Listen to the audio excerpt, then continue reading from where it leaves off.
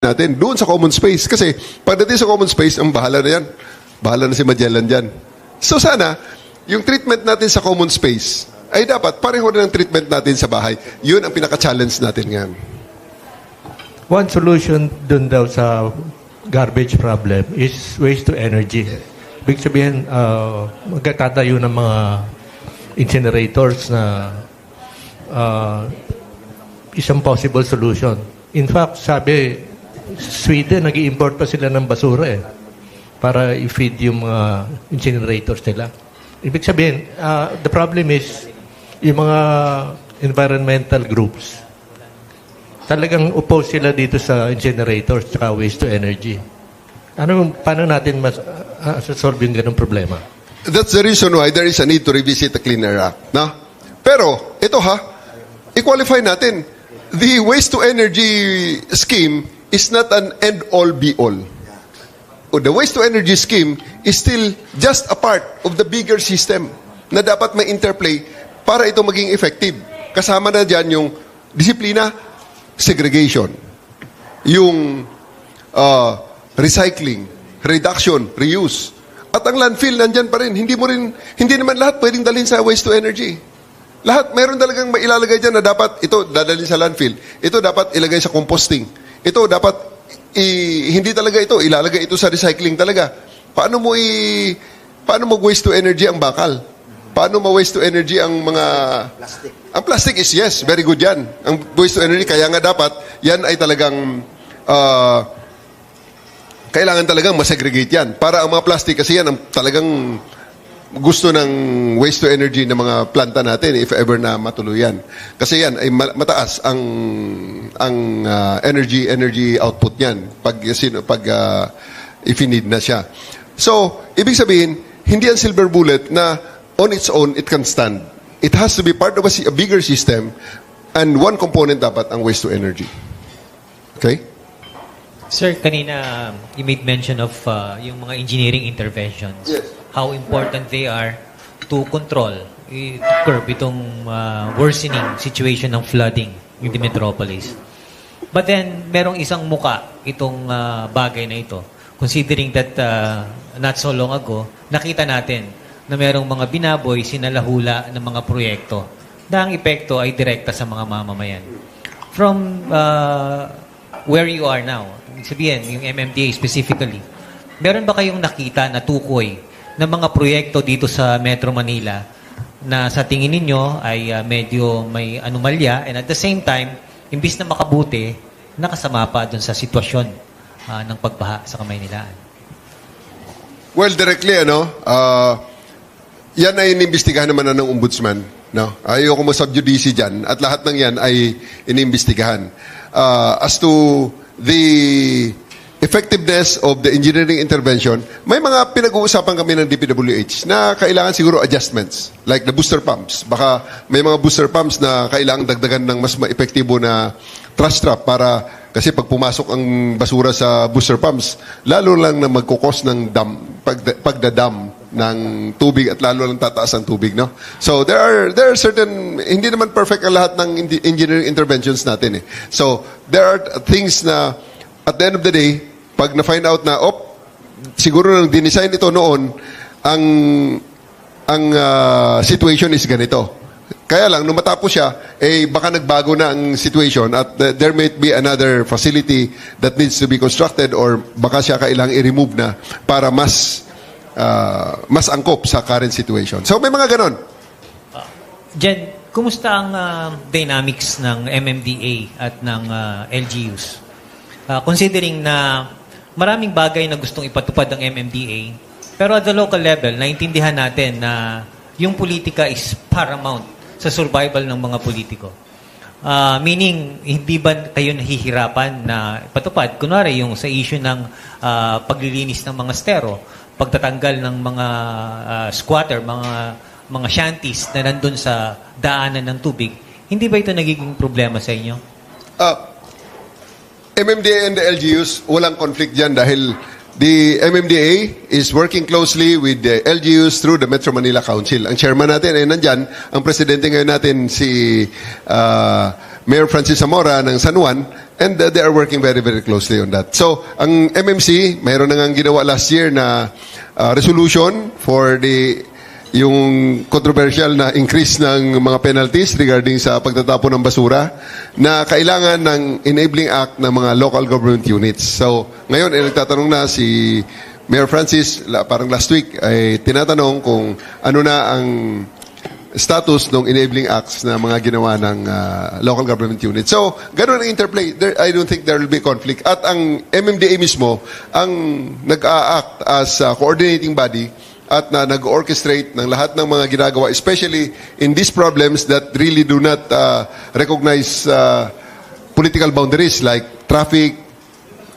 like baha, like basura. Wala yan, walang political boundaries dyan. Ang tubig ng from one LGU goes to another LGU at hindi naman nila sinasabi na pag galing dito hindi pupunta. So, it's the MMDA's job to orchestrate and harmonize all these projects to ensure that every project implemented by the LGUs are complementary with each other. Alam ko yung sa Espanya, Perinya lang dyan, problem ng flooding. Pero I think merong proposal dati na magdig ng parang impoundment, water impoundment sa loob ng campus. Pero umangal yung UST administration. Tingin ko pwede naman hanggang ngayon kasi parang football field yun pwede talaga sa ilalim. Paano nyo masasolve yung ganung problema na gusto ng gobyerno na masolve yung traffic problem pero ino-oppose naman ng private sector? One of the engineering interventions, tama yan, the construction of the water cisterns ng mga water impounding areas sa mga strategic area para ang tubig ay doon muna pupunta bago ibalik sa waterways para hindi umapaw. Okay yun.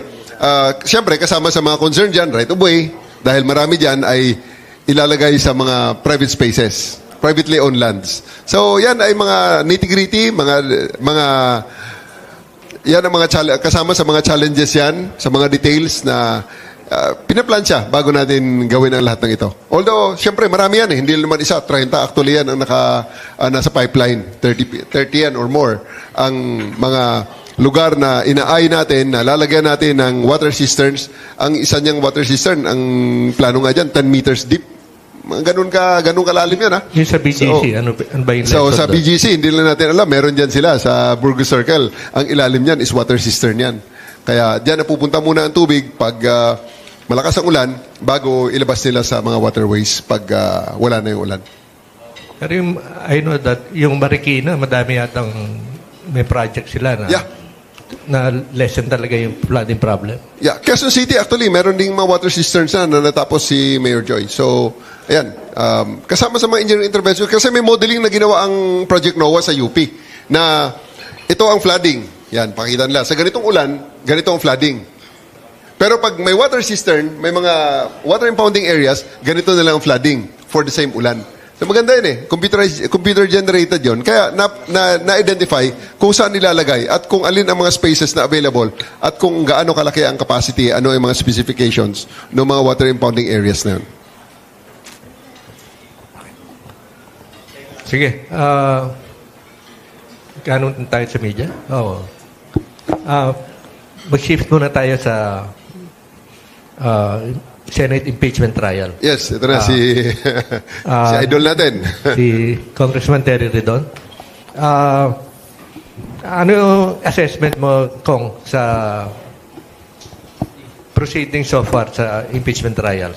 Yung dalawang articles of impeachment. Magandang umaga po sa ating lahat.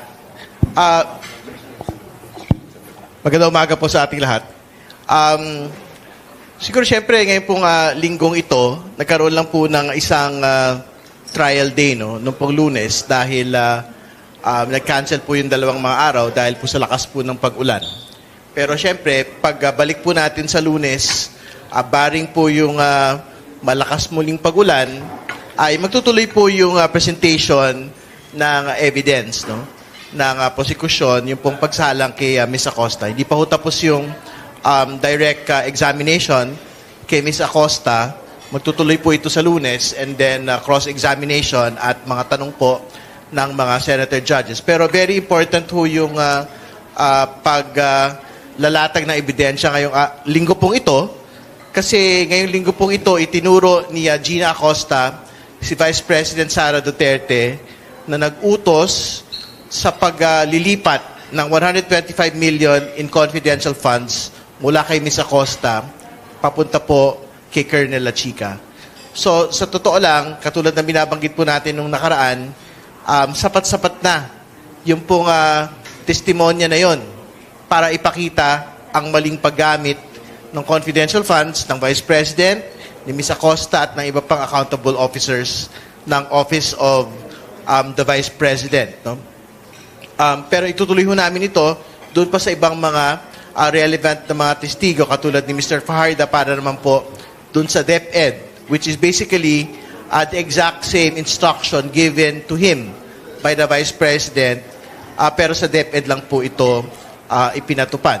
At sa totoo lang din, ito rin po yung laman nung pong Notice of Disallowance for 2023. Dahil nga, binigay ng OVP ang confidential funds sa isang non-OVP personnel, katulad po ni Mr. La Chica. So, doon pa lang, yung pong requirement to prove misuse has already been established. No? So, in the next couple of weeks, after Mr. Fajarda, in-expect din po namin maisalang po namin yung pong NBI expert na magsasabi na talagang pineke yung pirma noong pong acknowledgement receipts, iilang tao lang ang pumirma para dito. At isasalang din po yung PSA para magbigay ng sertifikasyon na yung pong mga pangalan sa acknowledgement receipts katulad ni Mary Grace Piatos at Milky Sikuya ay hindi pinanganak, hindi kinasal, at hindi po namatay sa Pilipinas, wala po sa database. No? Basically, makikita ho natin na yung 125 million in 2022 confidential funds ay nalusaw, nawala ng parang bula noong pong pinirmahan na po itong mga acknowledgement receipts. Hindi na ho natin malaman kung saan po napunta yung pera. Pangalawang punto na mahalaga, siyempre, binabanggit ho na meron daw pong predetermined narrative yung pong prosecution at parang yung pong mismong korte dito po sa impeachment ng ating pangalang Pangulo. Linilinaw ho natin na ang impeachment trial ng ating pong pangalang Pangulo ay hindi nakabatay sa naratibo. Ito po ay nakabatay sa ebidensya. Sa dulo, ang ebidensya ang magsasalita. Sa dulo po, magpapasya ang senator judges hindi batay sa naratibo, kundi batay sa ebidensya po mismo. So, I think that needs to be very clear. Dagdag pa, sinusuportahan po namin yung pong pagtingin ng ating pong Senate President na hopefully matapos po before December ito pong paglilitis. No? So, ibig sabihin yung presentation of evidence ng prosecution at ng defense. No? So, hopefully, and this is just a target and a goal. Sana matapos po kami by the end of September presenting all of the articles. Baka lang mausog po further into the first week of October dahil medyo nabitin po tayo for this week. Pero hopefully, we will be able to makasalubong po kami doon sa timelines na tinitingnan po ng atin pong Senate President. At sa pinakadulo, isa lang naman po yung responsibilidad ng prosecution. Ilatag sa harapan po ng Senate Impeachment Court ang sapat, may batayan at matibay na ebidensya para patunayan po yung articles of impeachment. And so far, tingin ko po nagagawa po ito ng House Prosecution Panel. Yun po muna. Kung si Ginoong Fajarda po ba ituturing na hostile witness ng prosecution? Tama po yun. Similar naman po yung status nila ni Ms. Acosta dahil siyempre talaga naman pong yung mga interest po nila ay I think very similar. Particular dito po sa misuse ng confidential funds. Ang atin pong inaasahan ay Ms. Acosta, like what Ms. Acosta did, Mr. Fajarda will reconfirm what he had stated during House Committee deliberations na ang pangalang Pangulo po yung nagbigay instructions para po ibigay yung pong confidential funds ng DepEd sa isang non-DepEd organic personnel. Dahil po mismong si Ginang Acosta ang nagsalaysay na si Vice President Sara Duterte nag-utos sa kanya, dito po ba may chance ang ipatawag ng prosecution bilang witness or hostile witness din si Vice President Sara Duterte? Hindi po namin ito na pagpapasyahan kasi syempre meron naman pong right to refuse yung pong nasasakdal, no?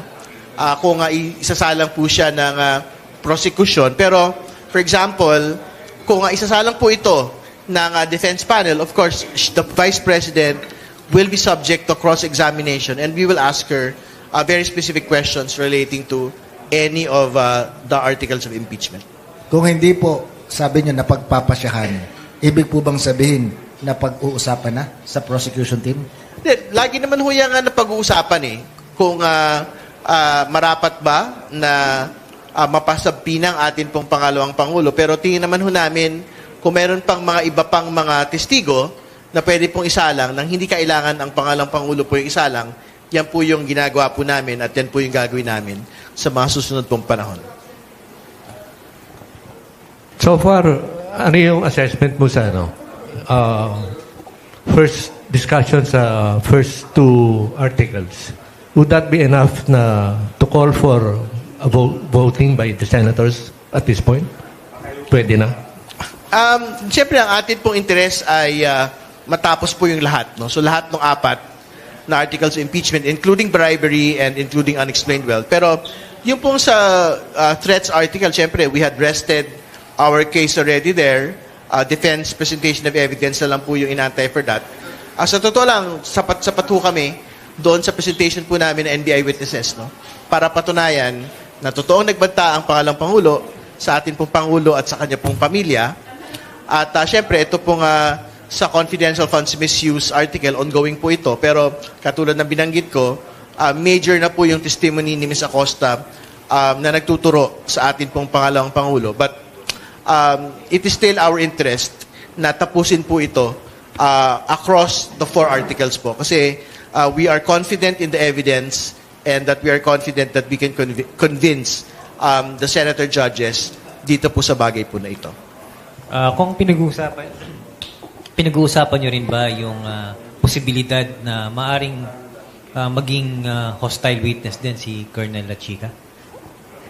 Pinagpapasyahan din ho namin yung bagay na yan. But again, ang very important naman ho talagang kailangan mapatunayan yung pong act of confidential fund misuse. No? So, ibig sabihin, ang pinaka-importanteng mahalagang mapatunayan, kailan nagsimula yung pong misuse. At makikita ho natin na doon sa instruction pa lang. Kasi wala hong magiging Milky si Kuya o Mary Grace Piatos kung hindi ho sinabi ng pangalang Pangulo na Gina Acosta, ibigay mo ito kay Colonel Lachica. So yun yung original scene nung pong confidential funds misuse. So yun po yung pinakamahalaga na evidence point na dapat pong mairehistro dito po sa bagay na ito. And I think we had registered it already. Lahat ng iba pa labas doon. Katulad na binabanggit nyo, further testimony from Mr. Lachica, Tiko, hindi na parang pangdagdag na lang po ito doon sa na-establish ni Ms. Acosta ngayong linggo pong ito. Hindi ba si Colonel Lachica was supposed to undergo court-martial? Totoo ba yan? Hindi ko yun po alam, no? But I think better to ask the FP kung if that is something that was planned or something that was being undertaken. Lahat itong testimonya ni pangalan ng babae, Acosta, tapos kung yung magiging testimonya ni Fajarda, halos karamihan dito kung narinig na natin doon sa Quadcom. Ano pa ba yung hindi namin narinig na maaaring marinig pa namin dito sa mga darating na pagkakataon? Kailangan natin maglinaw na bagamat it is a reconfirmation doon po sa mga binanggit na po in House Committee deliberations, magkaiba pa rin po yun Kasi una, yung po mga House Committee deliberations, ang dulo lang ho nun, recommendatory ng mga proposals, no? For whatever legislation or pagkakaso. Pero ngayon, ang pinag-usapan ho natin, yung actual ho na pagpapanagot ng pong mga impeachable officers to an impeachment process. No? So, ibig sabihin, dito sa proseso pong ito, the statement of Ms. Acosta or Mr. Fajarda will result either in a conviction or an acquittal of the Vice President. Yun po yung una. Pangalawa, syempre, yung pong statement ni Ms. Acosta, Mr. Fajarda, will be subjected to cross. So, ibig sabihin, kung ano man ho yung matira doon sa direct examination, cross-examination, and questions of senator judges, yan po more or less yung tatanggapin po ng paglilitis bilang aktual na bersyon ng katotohanan. Dahil dumaan na po sa deliberative process ng paglilitis. So, kahit pareho yung actual na statements, magkaiba pa rin po yung actual na epekto ng proseso pong ito. But yung tanong nyo, kung may dagdag pa, abangan ho natin. Kasi kahit naman ho, napag-usapan ho yun, may mga new facets of the testimony of Ms. Acosta, yun pong nakita natin nitong nagdaan pong paglilitis. Nabanggit nyo kanina kong yung katagang acquittal at saka conviction. Sa ngayon ba, meron nang nagbago sa tact ng prosecution? Kung paano natin maabot yung threshold na yon given yung mga nangyayaring composition na sa Senado? Kami naman ho, focused mainly on the evidence po kami. No? So, ibig sabihin, if at the end of the proceeding, nakumbinsi po yung 2/3 ng mga senador, doon ho tayo magbabatay. No? Pero ibig sabihin, on whether we are tweaking our evidence presentation to be able to get more votes. Tingin ko, hindi naman ho yun na mapagpasya. Dahil sa dulot-dulo naman ho, ang ebidensyang mailalatag sa paglilitis mismo, yun pong pinakamahalaga. Tong, meron pang artikulong hindi natatalakay. Yun bang gravity ng mga ebidensyang taglay ng prosecution, pakikita ng prosecution at saka ng testimonya ng inyong mga testigo, comparable yung, let's say, yung biglaang pagyaman, di may paliwanag na pagyaman, comparable ba sa mga narinig na namin? O mas matindi pa yung dapat naming abangan sa mga susunod na linggo o buwan? Doon po sa hindi may paliwanag na yaman, syempre, may mga nabanggit naman na po sa House proceedings. No? So, for example, yung pong AMLAC report, Ombudsman report, at yung pong mga SEC reports. No?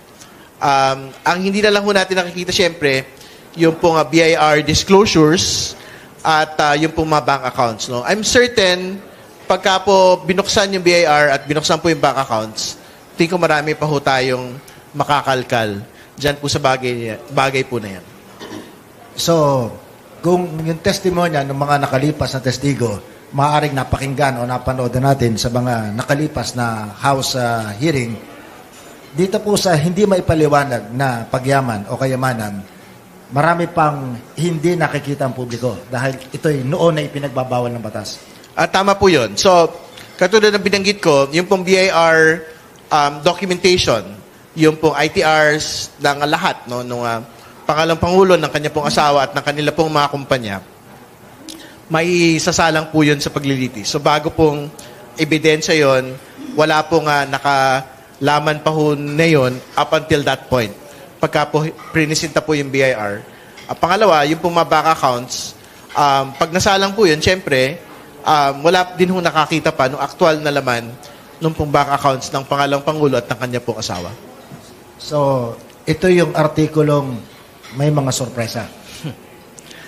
Pwede ho natin sabihin yon na ito po yung artikulo na talagang meron pong bagong-bagong mga ebidensya. Kasi, syempre, for confidential funds misuse and for bribery, it is something of a reconfirmatory testimony kasi more or less it had already been established during the House Committee deliberations. Marami pong ipatatawag ditong mga witnesses? Tingin ko po, several ho yung mga maisasala. Kasi for example, yung firearms pa lang ho, bagong ebidensya rin yun. Yung pong non-disclosure of firearms sa SALN. So, kasama ho yun sa mga witnesses po na nakasalang. Yung banks at yung pong BIR. So, tingin ko yun yung mga pinakabagong mga ebidensya when we cross into unexplained wealth. Opo. Kung sa pagsukat ng kayamanan o anumang bagay, ito yung comparison between standard at saka yung susukatin. Dito po ba sa pagsukat ng sinasabing biglaang pagyaman ng pangalawang Pangulong, ang gagamitin po ba nating barometro o panukat ay yung kanya idineklara sa SALN? Yun po yung batayan na pagsukat, no? Kasi syempre, yan po inaasahan ho natin na total sum nung pong mga kinita na isang public official, no? So, confirmatory syempre, yung pong income net of taxes na makikita ho natin doon sa BIR. So, ibig sabihin, yan po talaga yung magpapakita ng legal na netong kita ng isang particular po na public official kasama ng kanya pong asawa. So kung yung kanyang binayarang buwis sa mga nakalipas sa panahon ay hindi tumutugma sa nakadeklara sa SALN, proven na po ba yung point? Meron hong mapapatunayan doon, pero syempre, ibang bagay pa ho pagka nailabas yung bank accounts. No? Kasi halimbawa, kung hindi ho mag-abot-abot yung pong income net of taxes at yung nakalagay po sa SALN, halimbawa, 5 times yung laki, halimbawa, nung pumasok sa bank accounts no, ng isang particular na impeachable official, yun pwede ho talagang magpakita ng hindi maipaliwanag na yaman po ito. Yeah, kung as a lawyer that you are, paano kung sabihin ng depensa, hindi, tama yung maaring tama yung binayarang buwis, maaring tama yung banking records. Ang nagkamali lamang yung staff na nagprepara ng SALN. Hindi rin ho yun, Ubra. Kasi syempre, sa dulo-dulo, pumirma po yung public official doon. So, anong lesson po ang nakita natin dito? Kasi nakadalawang Chief Justice ang Pilipinas na natanggal dahil sa SALN. Well, syempre, una, ang lesson po doon, dapat ho maging matapat ho talaga tayo doon sa SALN declarations. Ibig sabihin, kung ano yung aktual na yaman sa isang particular na panahon, kung kailan po pinipirmahan po itong mga dokumento pong ito, dapat nakabatay po yun sa aktual na kayamanan, pag-aari, kita o utang nung pong public official po na ito. So, I think kung natanggal, katulad na binabanggit po natin nung nagdaan, kung natanggal po ang Chief Justice, isang Chief Justice convicted on the basis of SALN violations, dapat wala akong pag-iiba dito po sa kasalukuyan po nating kaso. Si Senator Trillanes, early on, tagal na, no? Ni-reveal niya yung bank accounts ng mag-ama. Tatanungin niyo ba si Senator Trillanes na mag-testify? Kasama ho siya doon sa mga inilista po ng mga testigo ng atin pong prosecution. I think siya din po ay ilistang testigo ng defense. I have to confirm it again. Pero syempre, katulad ng binabanggit ho natin for each and every article, nakabatay ho tayo on day-to-day, week-to-week, witness per witness ho, testimony, no? Bago ho magpa siya doon sa mga susunod pong mga isasalang po ng mga testigo. No? So, syempre, I think on the deck pa rin po si Senator Trillanes to give testimony, but that will be decided on that future date kung tuloy po siya o hindi. Lalo tigit, we are operating under expedited time frames na hoping to finish before December. Natukoy nyo kung yung mga bank accounts. Pag dumating dun sa punto na naisa publiko yung mga personalidad na bahagi dun sa pagpasok at labas ng pera sa account ng pangalawang Pangulo, meron bang pangangailangan na isa lang din itong mga taong ito para malaman sa kanila yung detalye ng mga ganong transaksyon? Pwede pa rin ho yun na isa lang ito pong mga personalidad po na ito. Kung halimbawa, makikita ho doon sa bank account transactions kung sino ba yung nagpadala ng cheque dito po sa mga mag-asawa Duterte Carpio at kanila pong mga kumpanya. Pero tingin ko pandagdag na lang po yun. Kasi ang mahalaga pong mapatunayan, yung pong agwat nung pong legal na kita, net of taxes, at kung meron mang ho talagang malayong kakaiba doon po sa mga pumasok sa mga bank accounts nung pong nasasakdal. Follow-up lang ko. merong figure na naibigay ang prosecution, o siguro maaaring dun sa pagdinig sa kamera, merong figure na naitanim sa utak ng mga mamamayan habang tinatalakay yung issue. Pag tinalakay ito formally sa trial, may magbabago ba dun si figura? Tataas ba o bababa? Tingin ko, bound na po yung prosecution doon sa AMLAC report nung nauna eh. So, yung pong 6.7 billion total transactions ng mag-asawang Duterte Carpio will be restated most definitely. Pagka ho, sinalang po yung AMLAC, yung 4.4 billion in inflows will most definitely be restated during the trial itself. No? Ang kailangan naman ho talaga ipagbangga ang SALN, BIR, AMLAC report at bank accounts eh. Para magkaroon ho tayo ng most complete picture nung pong kayamanan ng ating pong pangalang Pangulo at ng kanya pong asawa. Siguro bago natin tanggapin ng tanong mula sa ating kasama sa media, liwanagin ko lang po kung Tere, as a lawyer that you are, ang pinatutunayan dito sa artikulo ng biglaang pagyaman o hindi may paliwanag na yaman, mapatunayan lang kung tama o hindi yung kanyang transaksyon sa bangko at saka yung binayaran sa buwis na makikita sa mga susunod na araw at linggo doon sa kanyang statement sa SALN. Redundant. Sa kanyang SALN. So, kung may makuha man doon na pagkakaiba at malaman kung sino nagpadala ng pera, bahala na si Boying.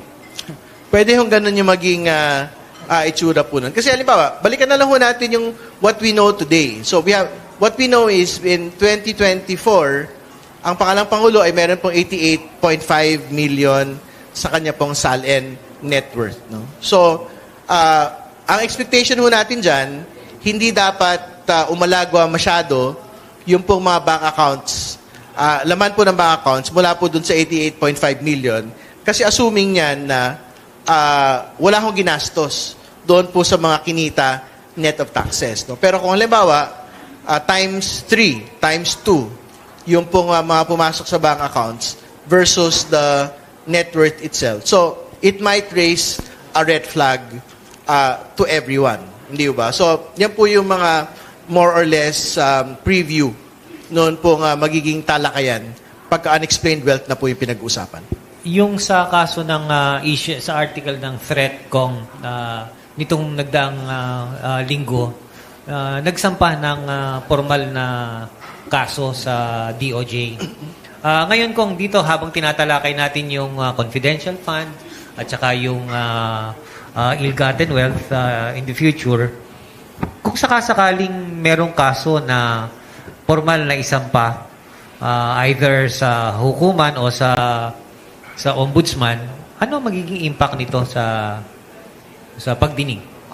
Wala naman. Tuloy lang po yun. So, tuloy po yung criminal proceedings sa grave threats. Tuloy po yung impeachment article on threats. No? So, tatakbo po na magkasabayan. It will be resolved independently and separately. Kasi magkaiba naman effect nun eh.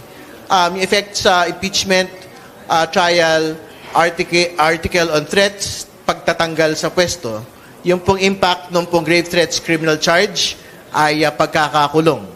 No, at ang totoo, nakakatawa na nga ho yung mga abogado po ng pangalang Pangulo kasi pagka humaharap po sila doon sa criminal proceeding, ang sinasabi nila, hindi pwede magtuloy itong criminal proceeding na to. Kasi mayroong impeachment proceeding eh. Hindi ba? Pero pagka humaharap po sila sa impeachment proceeding, ang sinasabi nila, hindi pwede magtuloy itong impeachment proceeding. Kasi dapat, sa criminal court na yan, ipinapasa. Hindi ba? So parang, basically, I think they are trying to evade accountability on the threats that they had made against the president and his family, whether in the impeachment court or whether in the criminal court.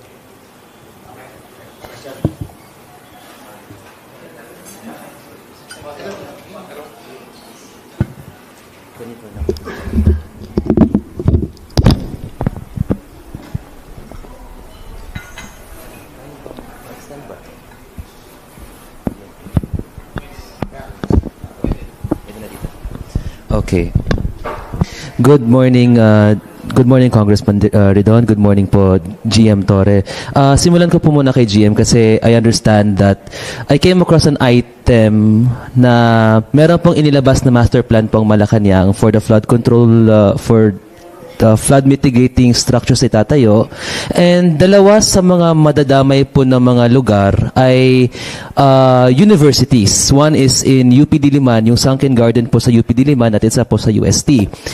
How will you be able to convince the schools sa mga lugar, sa mga naturang paaralan na makakatulong ito para po mamitigate ang pagbaha at maiwasan po ang alinlangan ng mga mag-aaral po sa mga paaralang yon?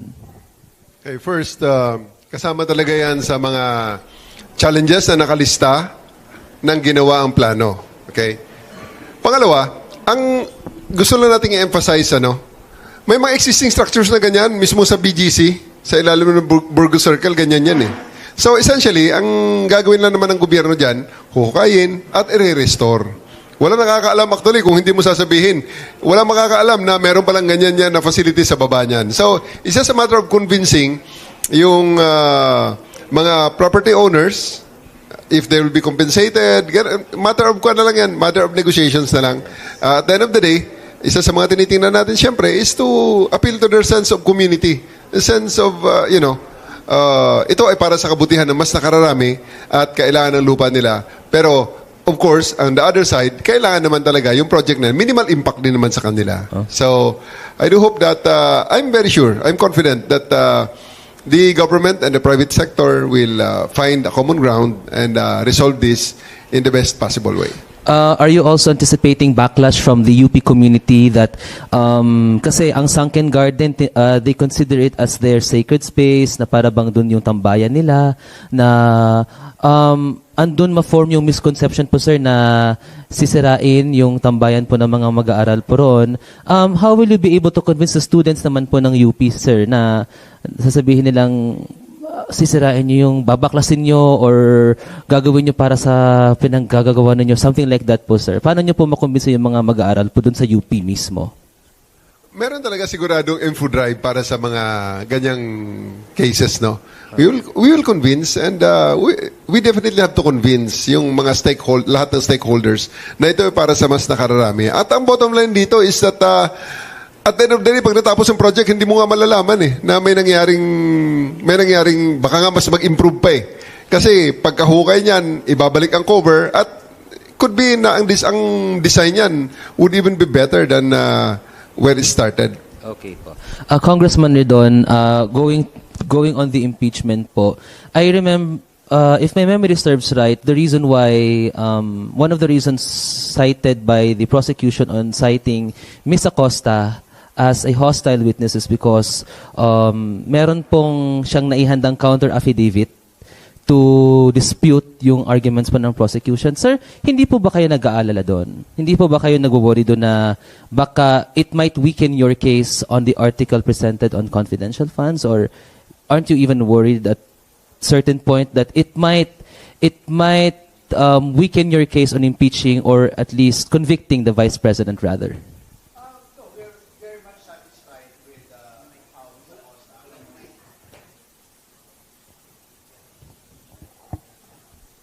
We are very much satisfied at how Ms. Acosta actually answered this week. No? Tingin ko ho, yung kanya pong testimonya, ang talaga pong isa sa mga smoking gun nito pong paglilitis po na ito.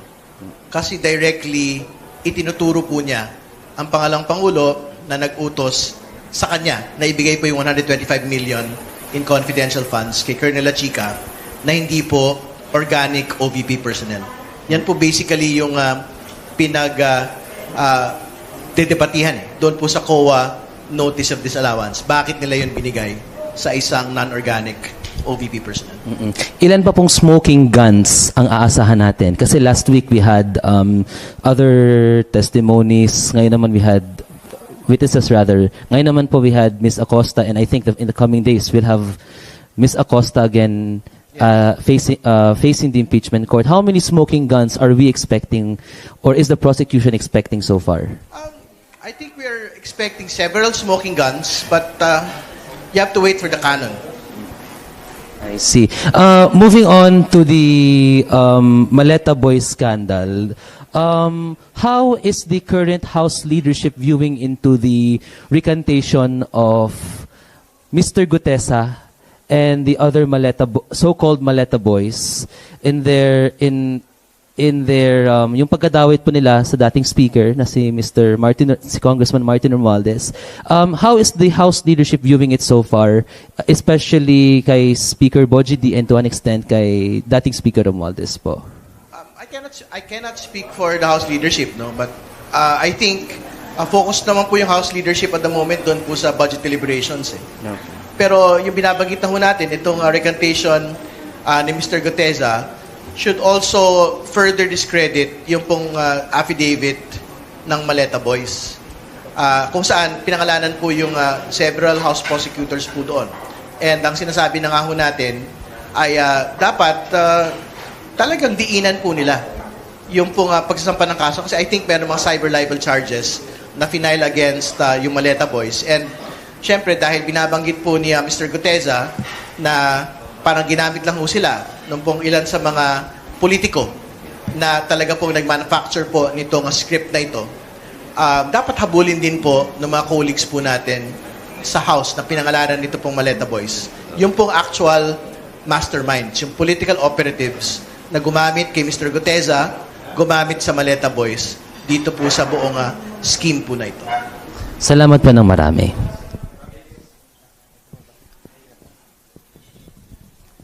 Hello po, Kong Terry. May proposal po si Senator Zubiri na palitin yung schedule para daw maging mas mahaba. No? Gawing hapon hanggang gabi yung schedule for the impeachment. Pabor po ba ang prosecution po dito? Wala ho tayong pagtutol doon po sa pagpapalit po ng oras. Siyempre, ang interest po natin dito muna, i-expedite na po yung proceedings, tapusin na ho yung pong paglilitis sa pinakamaagang panahon. Pangalawa, kung kaya hong magdagdag ng mga araw ng paglilitis. Ibig sabihin, mula sa 3 araw, kung pwedeng gawing 4 na araw, magandang pag-aralan din po yun. At huli, yung pong binabanggit na po niya, Senator Zubiri, nahabaan po yung oras. So, ang expectation ho namin, kung magsisimula po ng alas 3 ng hapon, magtutuloy po ito hanggang, I guess, at the latest, alas 10 ng gabi. So, malaki ho yung oras na pwede ho talaga magugol at mapabilis yung pong maaaraw po ng paglilitis pag ganito po yung gagawin.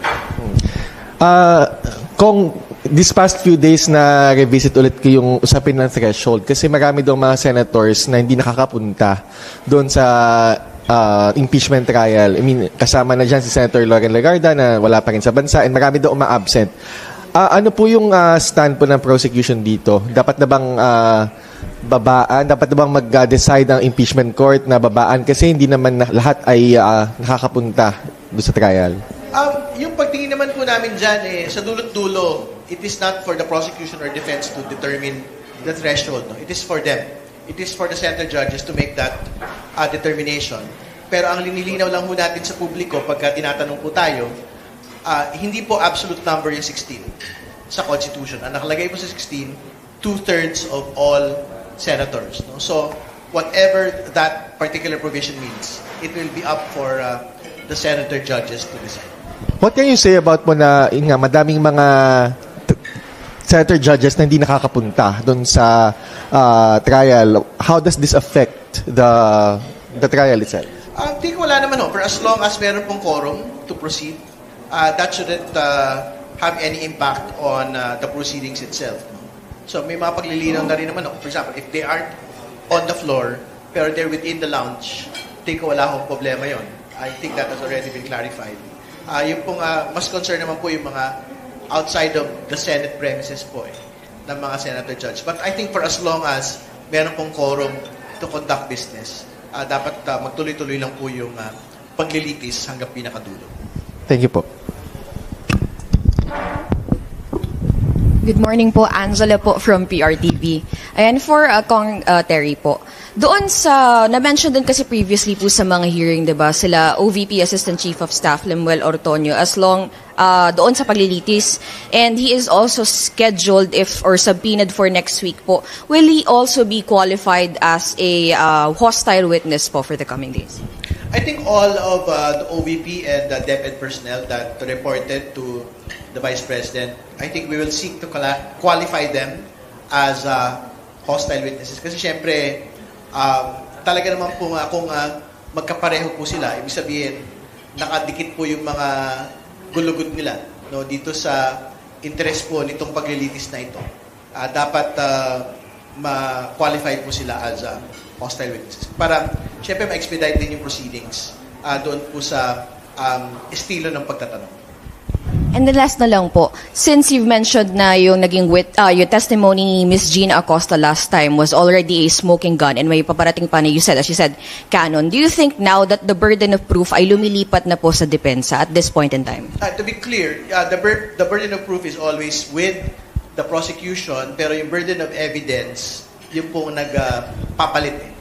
So I think as early as yung threats article pa lang po, nasa kanila na yung burden of evidence. On confidential funds misuse, after the Gina Acosta testimony, nung pong Monday, parang nasa kanila na yung burden of evidence na wasakin ito pong mga testimonya po na ito when it is their turn to actually present the evidence. And then last na lang po, any talks pa rin sa prosecution regarding po doon sa possible na, kasi nabanggit po last time na yung threshold can only be questioned by a Supreme Court, pag nag-file po sa Supreme Court. Any plans po for that or any po pag-uusap within the prosecution? Like what we had previously stated, iniiwan po namin yan po sa Senate Impeachment Court para ho pagpasyahan ito pong threshold po na gagamitin to convict or to acquit the Vice President. No? Kasi sa dulo-dulo naman ho, it is their decision on the threshold which may be the opportunity for any party to actually go to the Supreme Court. So, iiwan po namin yan sa mga Senate judges. Kung doon sa issue ng threshold, dahil ang napansin ko po yung sabi nyo, iiwan nyo sa Senate Impeachment Court ng desisyon. And then, you are on the belief na ang threshold ay of the senators. Senators ang binanggit dun sa nung threshold, sa phrase ng threshold. So, ibig po bang sabihin, assuming for the sake of discussion, lalabing 5 ang pumasok ng mga senador. Dahil ito'y impeachment court ng Senado, rule nila ang pwedeng gawin. On the same day, pwedeng magbutuhan, magkaroon ng pagbabago sa rules, sabihing threshold ng present na makakaboto. So, 10 lang pwedeng ma-impeach. Ngayon, saan tatakbo yung Hindi sila pwedeng tumakbo ng Supreme Court kasi pwede nang i-abolish yung impeachment court pagkaboto ng 10, which is 2/3 to 15 na present. Saan i-apila? Yung ruling na impeachment court, nasabi din ng Constitution, para doon sa mga hindi abogadong nagtatanong sa inyo, final ang ruling na impeachment court. Hindi, sa dulot-dulo naman ho, ang expectation natin, whatever the decision may be, malamang may pupunta naman ho talaga sa Supreme Court. Whether we are talking about 16 or we're talking about lower number, tingin ko, lagit-lagi may pupunta po sa Korte Suprema, whichever party. No? So, I don't want to respond to a hypothetical, pero I think we will just cross it pagka nandun na po tayo sa talakayan po na yan. Parang early on yata, may statement si Chis Escudero na he will abide by yung threshold na nasa Constitution. Aren't you worried na you will insist on this? May mga statements na po ng mga binanggit. No? So, I think meron position po yung presiding officer. Meron din pong paglilinaw din po yung tagapagsalita noong pong court. I think parang I don't want to make a mistake, pero baka parang ang banggit niya ay it might set a bad precedent. Pero we will see. Kasi yung bagay naman po na yan ay I think hindi pa tapos na usapin. Kay General lang, Jen, kanina po napansin namin medyo kakaiba yung aura ninyo. Talagang medyo mas tumikas kayo, gumanda yung pangatawan ninyo. At nabanggit ninyo na patuloy-tuloy ang practice nyo ng boxing. Yung po bang boxing na yun, boxing sa 2028? Focus muna tayo sa trabaho natin sa MMDA, no? Sa ngayon naman, it's really, the job now in MMDA is very, very challenging na talagang hindi na ako nakakatingin nga sa kung ano ang kasunod na kabanata nitong karir natin dito. Let me be more serious, General. Ang sinasabi ko po is that nakakasama kayo doon sa mga nagdaang survey. Siyempre, yung resulta, nakita din naman natin, it may not be good, yung numero, pero ibig sabihin, kahit pa paano, nakukonsider kayo. You're there. Kung darating po yung pagkakataon na yun, Jen, ano ang magiging konsiderasyon nyo para tumawid dun sa tulay na yun? Well, unang-una, ako'y nagpapasalamat na napapansin pala ang ating trabaho at nadadagdag tayo sa mga ganyang conversations. Ano? Pero it's a whole new different ball game for me, considering that all my life I've been in the executive and always performing the executive duties. So, tingnan natin, pag-aralan natin kung kakayanin natin ang ganyang mga shift at kung meron ba tayong knack for it or the resources for it or we have the interest for it. But I'll just cross the bridge when we are there. Sabi nga ni Kong Terry kanina eh. Okay. General, nalaman ko kayo po pala ay residente at may bahay pa sa Davao City. Binaha ang Metro Manila, sabi nung mga DDS, mga Duterte, kasi bulok daw ang gobyerno pinagpapatakbo na flood control sa Metro Manila, maganda raw sa Davao City. So alam niyo, I suppose alam niyo kung ano nangyayari sa Davao City. Gaano po ba kaganda ang flood control system ng Davao City at kung pwedeng i-adapt sa Metro Manila? Ano po ang totoo? Yan, corner ako dyan. Kasi anything that I will say will always be disputed. At lahat naman kasi opinion yan eh. Kaya nga sabi ko nga, yung extent ng flooding, tatlo ang palagi mong pagtingnan yan. Extent ng flooding, yung depth ng flooding, at saka yung bilis ng recession ng tubig. So, tingnan na lang natin ang mga data. We really need to look at the data closely at para natin mabigyan ng opinion yan. Kasi at the end of the day, kasama na rin dyan yung component ng kung ano ang pakiramdam ng tao, which I think hindi ako qualified para magbigay ng summary dahil hindi ko naman talaga tiningnan sa empirical data yan. Ang empirical data dyan. Ganito, Pero, yung po bang bahay nyo sa Davao, binabaha? Hindi. binabaha, yeah. Hanggang loob po na Binaha bahay. yun. Ngayon, binago at may ongoing na project ang DPWH para madagdagan yung armoring ang armoring at saka yung redesign ng dike na nakapaligid doon sa housing na yun. Housing project kasi yun eh. NHA housing project yun. Balik po sa lansangan. Sinabi niyo po kanina na ang effectivity ng lansangan kung palaging ito ay bukas at nagagamit. Yung open ang kalye sa lahat ng pagkakataon para predictable ang traffic. Meron po bang mga pag-aaral na ginagawa ngayon ang MMDA na pag-aralan kung nararapat ng alisin ng bike lane sa kahabaan ng EDSA, underutilize ito, ginagamit lamang ng motor, at naging sisiksikan. Payat na payat yung linya na dinadaanan ng mga private motorists.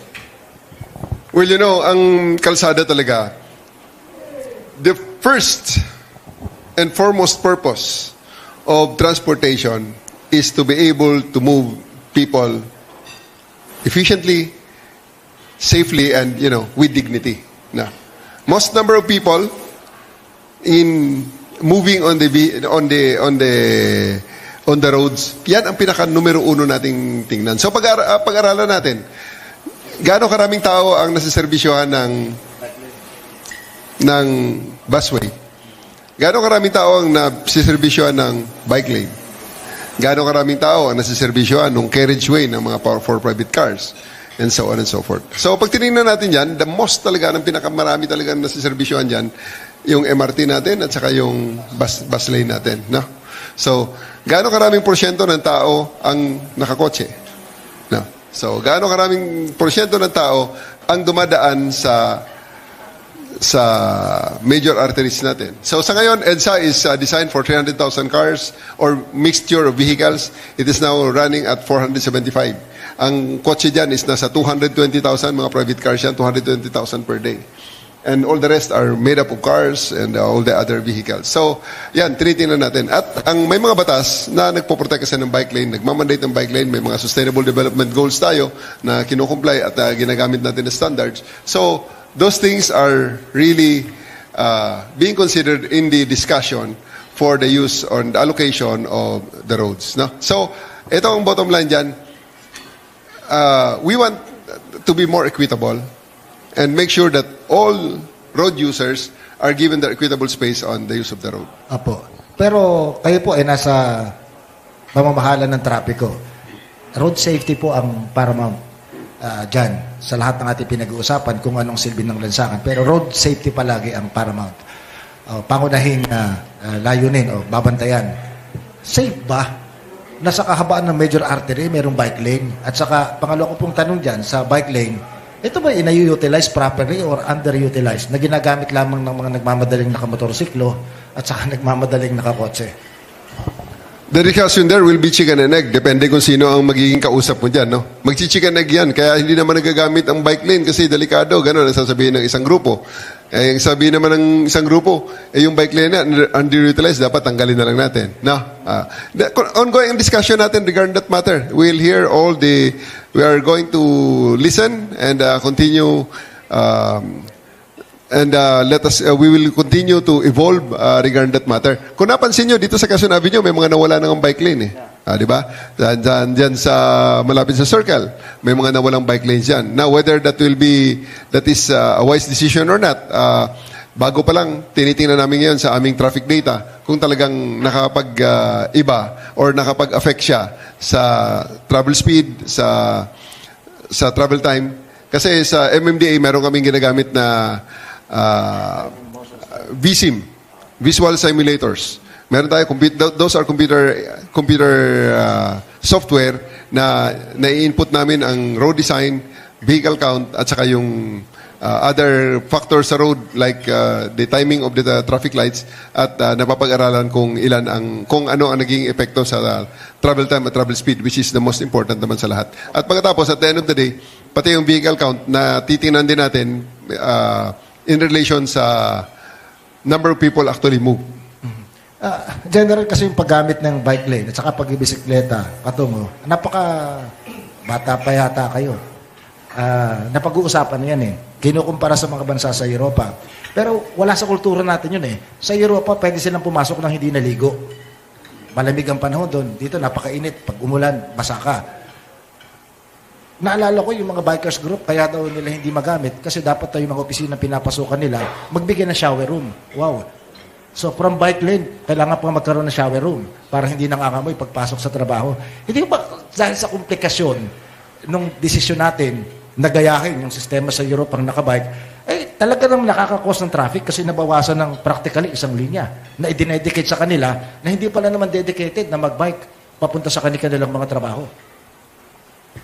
Yan again, to encourage the use of the bike lane is may kailangang automatic yan dito sa atin. Kailangan ng end-of-trip facilities. Kaya kasama sa mga conversations ngayon, yung chartering a law that will give incentives to companies or corporations or even the building owners that will allocate such space. Inunahan na ng MMDA yan. Meron kami sa Motorcycle Riding Academy namin, nagkaroon na kami ng end-of-trip facility. May shower room dyan na pwede magamit ng mga naglalakad at saka ng mga nagbibisikleta. Pati nga nagmumotor, pwede, welcome naman doon na maligo pag sa tingin nila kailangan nila mag-refresh or mag-freshen up bago pumunta sa kanilang mga opisina. But it will be the ideal is that in every place kung saan may nag-end ang trip ng isang tao, dapat may ganong facility which hindi pa nga nangyayari. Pero kasi sa titingnan natin sa Metro Manila, pag tiningnan mo pati yung air quality natin, this is something that we have to talk about already.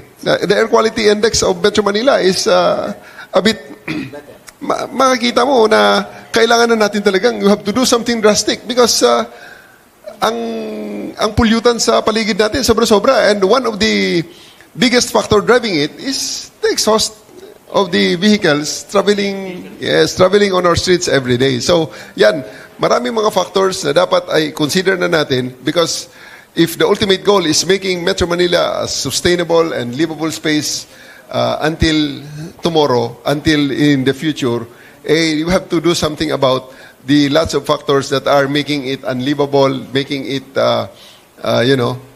impacting the livability of the metropolis. Apo, issue pa rin po ng traffic. Kapag umulan, lalo kung biglaan, hindi po madaanan yung ilalim ng mga tulay. Yes. Kasi nakabara doon yung mga nakamotorsiklo, Totoo mga yun. motorcycle taxi. Ano pong gagawin dito para ma-resolve ito? one of the things that we are now doing are making sure that merong mga layover sa ilalim ng mga flyover. Ginagamit namin ngayon yan na ito, nakalagay na talaga, this is properly designated na pag ulan, dito kayo magsilong. Maintindihan naman natin ang ating mga motorista, ang ating mga gumagamit ng motorsiklo at ang ating mga nagbibisikleta na siyempre, challenging naman talaga ang kanilang situation pag umulan dahil basa talaga sila, wala silang protection gaya ng mga naka-enclosed vehicles. No? So, nagdi-designate tayo ng mga laybys kasama na pati ang ating mga waiting shed at yan ay properly na natin binibigyan na natin talaga ng space. At pagkatapos, kasama na rin dyan ang cooperation, hinihimok natin ang cooperation ng mga private entities, especially yung mga gasoline stations sa tabi ng kalsada na pwedeng pagsilungan temporarily ng ating mga kababayan while they are donning their raincoats. Merong exponential rise sa number of motorcycles dahil sa TNVS tsaka yung mga online sellers. Come again? Yung mga motorcycles, hindi ba mas madami ngayon sa four-wheel drive sa, halimbawa, EDSA? And what can be done to, In EDSA, yes sir. In EDSA, halos sa tabla na eh. Mas nasa 200,000 na rin ang everyday ang mga motor na dumadaan. Dati 170 yan. Tapos, ngayon, nasa 180, almost 200,000 na ang mga motor na dumadaan sa EDSA. Almost equal na sa mga sasakyan na combined, private and public vehicles plying the EDSA. Pero alam ko, years back, merong designated motorcycle lanes. Pero mukhang hindi nag-work yung ganong Sa ngayon, kahit saan sila May mga pag-aaral din kasing ginawa regarding that matter, no? Na i-restrict sa isang motorcycle lane ang mga motorsiklo. Pero pag tinignan natin, yung bottom line lang kasi ng kalsada natin is the faster you remove vehicles from the road, the better it is for the road, no? So kung paunahin mo na yan, ang bottom line lang kasi diyan yung lane filtering yung safety of lane filtering that is moving from in between vehicles during traffic, no? So kahit na sa ibang bansa, may certain limits ng speed na legal ang lane filtering. Okay?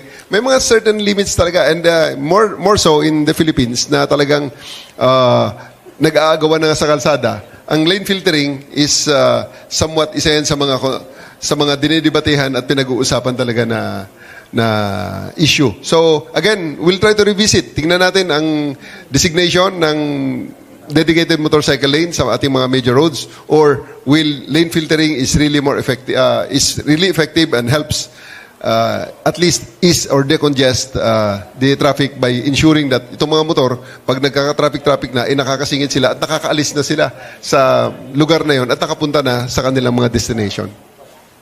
Okay? Kay Kong Terry. Kong Terry, tanong ko, hindi tungkol sa impeachment. Kasi kayong chairman ng committee sa House of Representatives. Balak nyo bang investigahan yung mga flood control issues ng mga nagsusulputan nasa isa palang lungsod patong-patong yung flood control project, 39 yata yung nabibilang na publicly. Kung specific po doon sa flood control projects na involving legislators, congressmen and senators, nag-recuse na po yung House Committee on Infrastructure po dyan.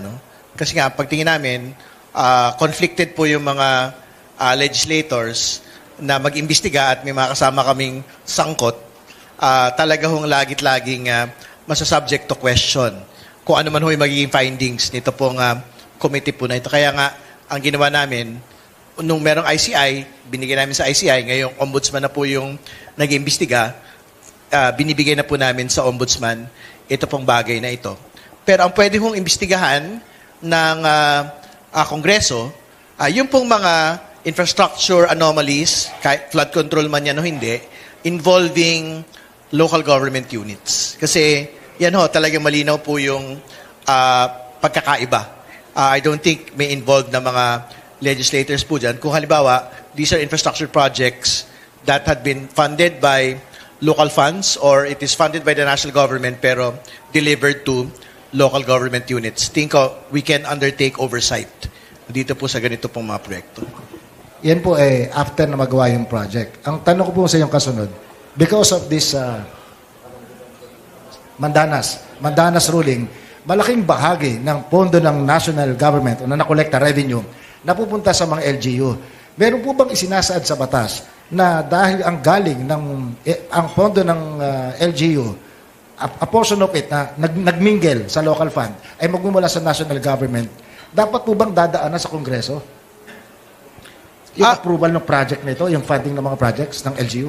Depende po. So, ibig sabihin, kung it is from the internal revenue allotment, syempre, supreme po yung mga local government units dyan po sa bagay po na yan. But still, tingin ko it can still be subject to Congress oversight. Pero yung po halimbawa, yung tinatawag na Local Government Support Fund, yan po ay galing talaga sa pambansang pamahalaan, ibibigay sa mga local government units for implementation. Yun, tingin ko wala hong debate na talagang pwede hong silipin, imbestigahan ng pong Kongreso itong ganito pong mga proyekto. At every stage of implementation. Gaano po kalaki para sa aming bewilderment yung kabuang ito na galing sa national government na ibinibigay sa LGU because of this Mandanas ruling? I think lumaki po yung share nung pong local government units dahil dito po sa bagong Supreme Court case, no? Na talaga pong dinidefine yung pong mas malaking hatian ng pambansang pamahalaan at ng pong mga local government units po natin. Ngayon po, paano po ba na-implement ang project? Walk us through kung inyo pong batid. Paano makakuha ng proyekto via LGSF, itong mga LGU? Hindi ko kabisado, pero ang alam ko, syempre, it will have to come from an actual proposal from the local government units and submitted po to the national agencies. No? Tapos, syempre, the national agencies will have to vet kung it is an actual project na kailangan po ng particular na LGU po na ito, na syempre nakabalansi doon sa iba pang mga pangangailangan na iba pang mga LGUs sa buong bansa. May nakita po kasi akong menu ng mga pondo, ang mga project na pwedeng pondohan via LGSF. Nakita ko po doon, ang paborito, yung ilaw sa kalye for anti-criminality and tourism purposes ang nakalagay sa proposal ng LGU. Pero may maliit na plate, ang tawag nila doon, yung solar panel. So, maganda po yun, maganda ang layunin. Kaya lang, pagdating po ng alas 9:30 ng gabi, kukurap-kurap na yung ilaw, ang lalabo. Pwedeng imbestigahan. Yung pong ano na yun. Kasi ibig sabihin, wala naman tayong debate na ginagamit naman ho talagang solar lighting. Yes. Hindi ba? Sa iba't ibang bahagi. Pero halimbawa, yung solar ho will obviously depend on the sun. So kumbaga, if you have weeks on end na talagang hindi ho masyado lumabas po yung araw dahil maulan, hindi talagang magiging mahina po yung output po ng solar lighting po na ito. Kaya nga, ibig sabihin, kailangan pag-isipan, yan ba talaga yung kailangan na tipo ng pag-iilaw? O mas maganda na lang na yung conventional na pag-iilaw na lang po yung gagamitin. Gumamit na lang nung mas energy efficient po ng mga ilaw. Kasi po parang nangangamoy mystery na pinipili nila may proprietary rights yata, yung supplier. So, sa mga napapangiti si General, pag may proprietary, wala pong bidding yun. Siya lang ang eksklusibong pwedeng sole vendor para sa gobyerno. Hindi ko alam kung may proprietary pa yung mga solar lighting. Kasi I think very generic naman na ho yan, readily available across different providers. So, ibang bagay ho yung having that particular type of lighting, no? Ibang bagay pa ho yung having that particular type of supplier only. So, we'd like to get more details, kung meron pong further details, yung pong ganito pong mga proyekto. Just to clarify, yung sinasabi niyo bang ill-gotten wealth ni VP, 6.8 billion? Hindi naman. To be clear, yung pong 6.7 billion ay yung pong total transaction sa MLC. So, yan po yung mga established numbers.